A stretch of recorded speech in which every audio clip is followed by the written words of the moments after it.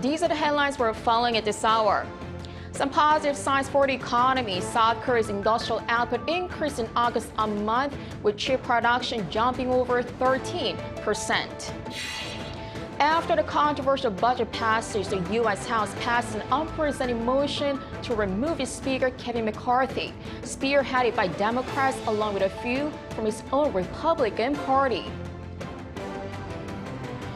The Busan International Film Festival kicks off today with Korean actors Hong Kang-ho and Chai Yun-fat and Fan Bingbing from China among the stars in attendance, while 269 films will be showcased for the next 10 days.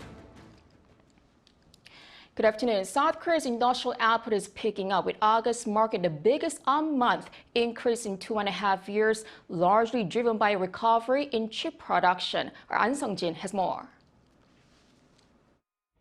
South Korea's overall industrial production for August saw the highest month-on-month increase since February 2021. According to Statistics Korea on Wednesday, alongside the manufacturing and services sector seeing improvement, industrial production also rose by 2.2% compared to the previous month. The mining and manufacturing sector mainly contributed to the boost in industrial production, as semiconductor output climbed by 13.4%.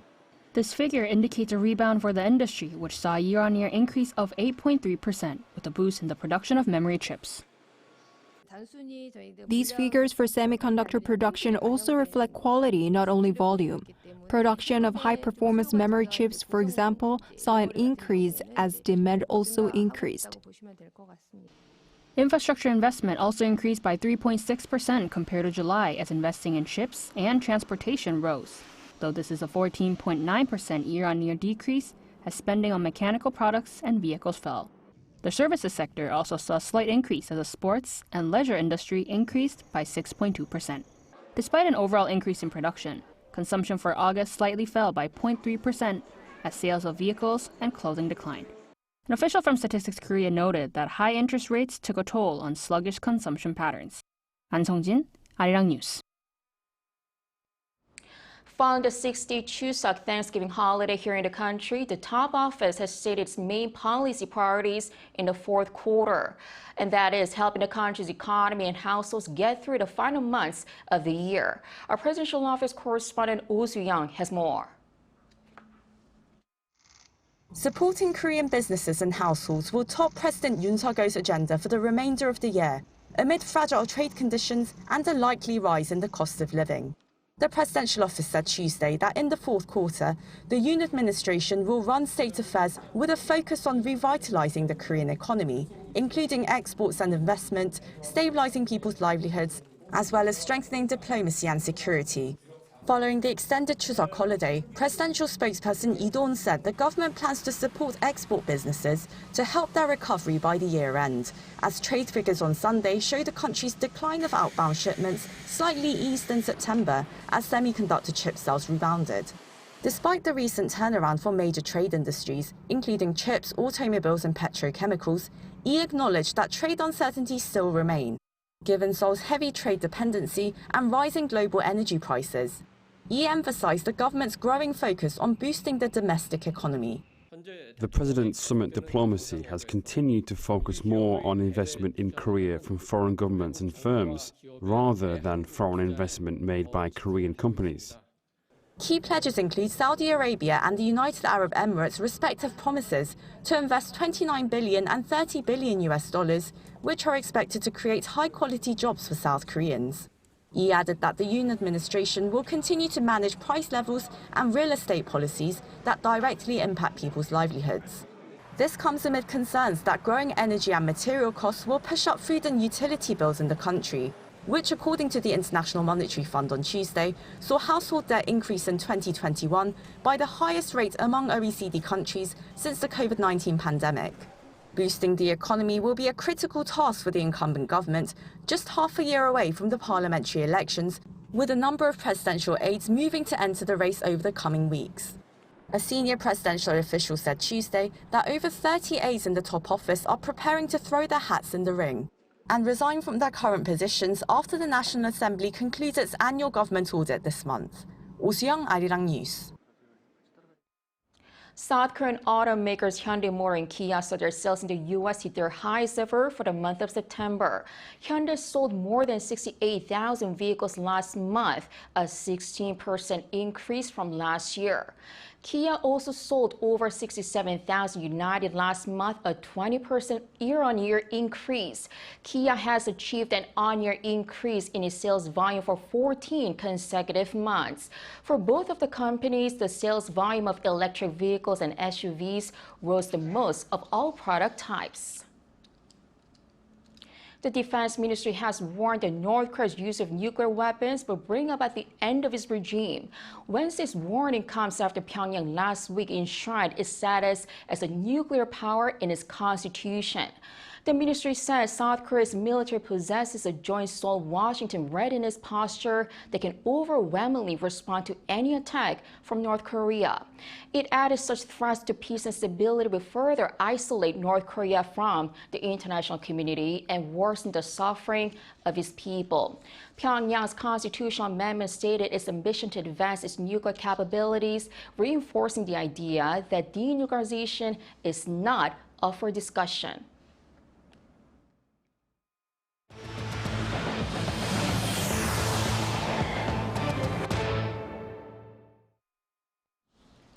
Over in the U.S., after the controversial budget passes, the U.S. House passed an unprecedented motion to remove its Speaker Kevin McCarthy, spearheaded by Democrats along with a few from his own Republican Party. Our Ishihu has the latest. The motion to oust Kevin McCarthy, driven by a small group of right-wing Republicans, passed in a 216 to 210 vote, making him the first Speaker of the House to be ousted in a no-confidence vote.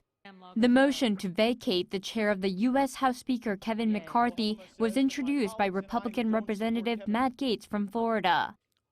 Chaos is Speaker McCarthy. Chaos is somebody who we cannot trust with their word. Despite opposing views and support for McCarthy, also a Republican. And one thing Speaker McCarthy embraced from day one is to start making those kind of changes to this institution, opening up the process, allowing members to be more engaged, having amendments come to the floor, single subject bills, doing appropriations bills. No clear successor has emerged yet, but Representative Patrick McHenry of North Carolina has assumed the role of Speaker pro tempore. The ouster was set in motion on Saturday when Mr. McCarthy averted a government shutdown by passing a short-term funding bill with the help of House Democrats before it passed the Senate and was signed by President Biden. The 45-day continuing resolution displeased some Republicans in the House who accused McCarthy of not doing enough to cut federal spending.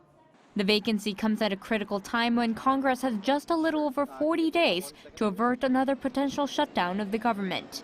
Lee Si-hoo, Arirang News. Japan is gearing up to release the second batch of the Fukushima wastewater as early as tomorrow. It will be a similar amount as the first discharge, which ended about 3 weeks ago. Our Choi Soo-hyung reports. Japan is reportedly getting ready to release a second batch of wastewater from the Fukushima nuclear power plant on Thursday. The Tokyo Electric Power Company will take a small amount of contaminated water, which has been diluted with seawater, and test the level of a radioactive substance called tritium. Then, if the level is below a safety limit, the release will begin as planned. The first release, which began on August 24th until September 11th, saw 7,788 tons of contaminated water released into the sea. TEPCO plans to release a similar amount this time too. It will take around 17 days with 460 tons released each day. China banned all Japanese seafood imports after the first release, and Russia is also considering following suit. TEPCO on Monday started receiving reports of reputational damage from the Japanese fishing industry related to compensation for foreign imports bans. The Nikkei Shimbun in Tokyo estimates the economic losses to be around $66 million. The Tokyo metropolitan government will run a promotion from October 27th to December 8th, offering people up to 1,000 yen, approximately $6 in points, if they dine on seafood at sushi restaurants and fishy stores within the city. Choi Soo-hyung, Arirang News. This year's Nobel Prize for Physics was given to a trio of scientists who generated extremely short laser pulses that can capture the shortest of moments. Lee Seung-jae has more. The Royal Swedish Academy of Sciences announced Tuesday that it had awarded this year's Nobel Prize in Physics to 3 scientists. The Royal Swedish Academy of Sciences has decided to award the 2023 Nobel Prize in Physics in equal shares to Pierre Agostini, The Ohio State University, USA, Ferenc Krauss, Max Planck Institute for Quantenoptik, Garching, and Ludwig Maximilians Universität München, Germany, and Anne Luyer, Lund University, Sweden, for experimental methods that generate attosecond pulses of light for the study of electron dynamics in matter. Their experiments created extremely short laser pulses that were used to capture and study rapid processes inside atoms, where an attosecond is a mere quintillionth of a second. Simply put, an attosecond is to a second what 1 second is to the age of the universe. Their work demonstrated that such short pulses can be used to study how electrons behave. As electrons move incredibly fast, in billionths of a second, they appear as blurs under the most advanced microscopes. However, through nanosecond physics, it will open a world of important processes inside atoms and molecules with sharper focus. Meanwhile, this year's Nobel Prize in Physics was all the more important as Anne Luyer became just the 5th woman in history to win the award. During a press conference on Tuesday, the Nobel Physics laureate stressed the importance of more women aiming to win the Nobel Prize, especially in physics, a subject where there is the least amount of women. The trio of Nobel Prize winners will also share the prize money of 11 million Swedish krona, or $991,000 US. Lee Seung-jae, Arirang News. Over in Thailand, a deadly shooting spree in a shopping mall in Bangkok has left at least 2 people dead. The police has arrested a 14-year-old suspect who they say had been receiving psychiatric treatment. Hundreds of people scream and race into the streets in Thailand's capital Bangkok after gunshots rang out at a luxury mall.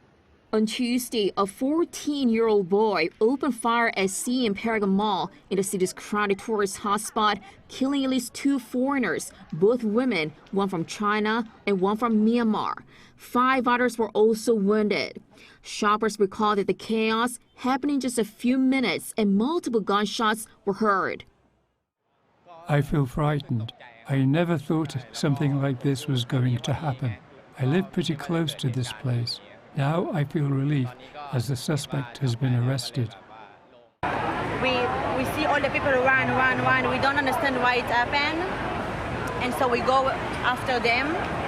And after that we hear shots, various shots. And, various shots? Various shots. Like lots of shots? Yes. How many? Like 6, 7 shots. The teenage suspect was taken into custody after a police officer apprehended and handcuffed an individual lying face down on the floor at the mall.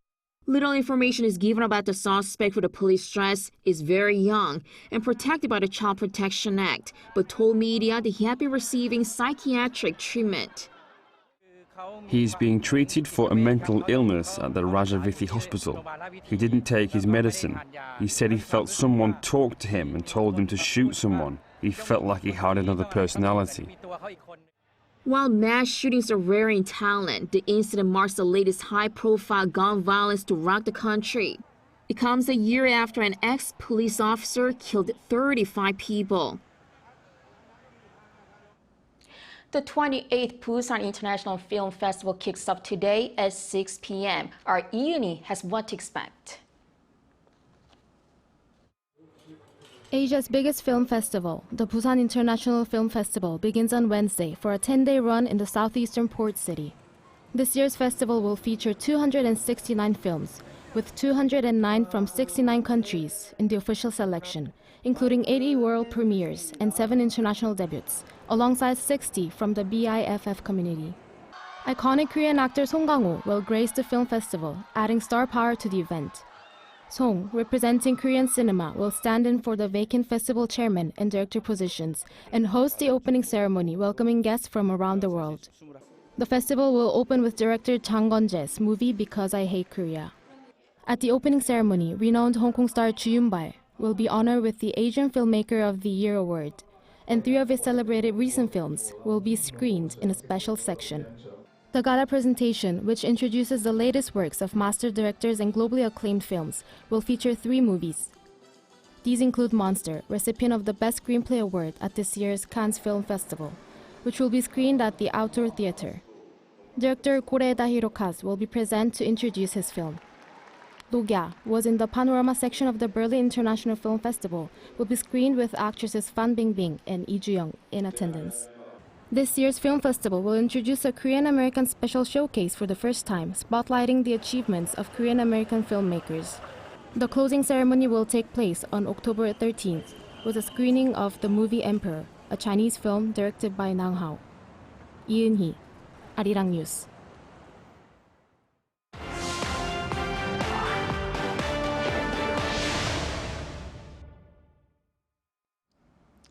Now on to the Asian Games in Hangzhou, China. Team Korea is continuing its campaign for more gold medals with events in high jump and wrestling set to take place. The country has also added a golden goal after the Mind Sports' 13-year absence from the Asian Games. Our Matthew Ashley has the details. We begin with Go, where South Korea's men's team on Tuesday clinched its 2nd straight gold medal after beating China. The medal comes 13 years after Go was last played at the Asian Games in 2010 in Guangzhou, China. The win came hours after the women's team won silver on the same day. The Mind Sport is a strategy board game where players try to surround more territory than their opponent. It's widely known as Paduk in Korea. Team Korea will now have its eyes set on winning more golds in wrestling and high jump events scheduled for later today. In track and field, South Korea on Tuesday won bronze in the 4x100-meter relay, marking its first medal in 37 years for the event at the Asian Games. The team, composed of Lee Jong-tae, Kim Guk-kyung, Lee Jae-sung and Go Seung-hwan, finished right ahead of Thailand with a time of 38.74 seconds, a new national record. China took gold and Japan won silver. More athletics events are scheduled up until Saturday. A favorite will be the high jump event scheduled for Wednesday, where South Korean medal contender Woo Sang-hyuk is set to participate. Moving on to baseball, South Korea is through to the next stage in the Asian Games after thrashing Thailand 17-0 on Tuesday. The win means that South Korea was able to finish 2nd in the preliminary stages in Group B with a 2-1 record. This after losing 4-0 to Chinese Taipei the previous day. Chinese Taipei finished top of the group. Both teams are now set to face off against the top 2 teams from Group A in what's known as the Super Round. In this round, the results from the preliminary stages are carried over, which means that South Korea will begin with a 0-1 disadvantage. Winners from the Super Round will advance to the gold medal event, which is slated for Saturday. And finally, South Korea's women's handball team is through to the final after beating host country China on Tuesday, 30-23. The first half was tightly contested, with South Korea eking out a small lead at 15-14. But they widened the margin in the second half, helped by a strong defense. South Korea have dominated the sport at the Asian Games since 1990, winning the gold medal 7 of 8 times. They will be playing for their 8th gold on Thursday against Japan. The teams last met in the semi-finals in 2010 in Guangzhou, China, where Japan narrowly won 29-28. Matthew Ashley, Arirang News.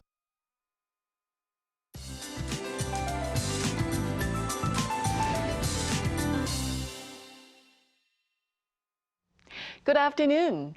The air outside feels nothing like a week ago. It has gotten so much chillier over the holiday. There will be light rain in central regions, 5 to 20 millimeters in the forecast with thunder and lightning. But the skies will remain sunny with high UV rays until the rain falls.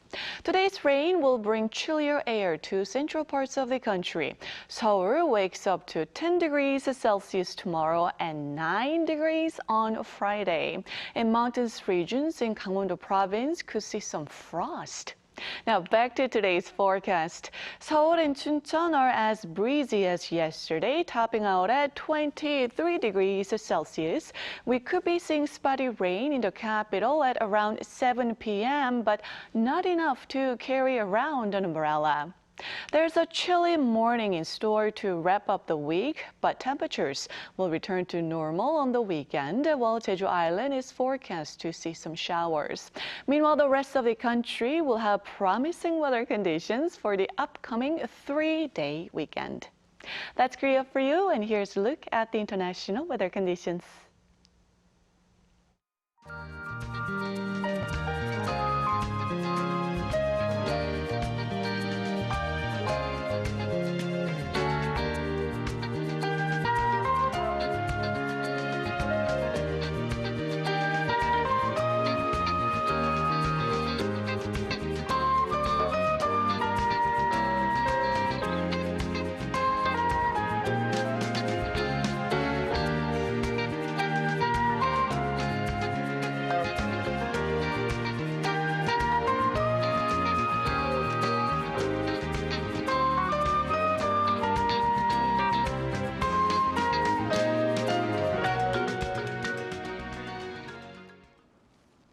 Now back to the trio who won a Nobel Prize in Physics for producing the pulses of light that can capture the shortest of moments, as short as attosecond. That is quintillionth of a second, incredibly faster than a nanosecond that is often used to measure how quickly data is transmitted. You know the times when it blurs when taking pictures of things that move very quickly, like hummingbirds, flapping their wings at 80 times per second. Now, attosecond pulses will capture even faster moments, like photosynthesis, when plants receive light and produce nutrients, and when genes are damaged by radiation, or the movements of electrons inside atoms. Now, offering more advanced insight in the future in the medical science, semiconductors, and beyond. That is all for today. Thanks for watching.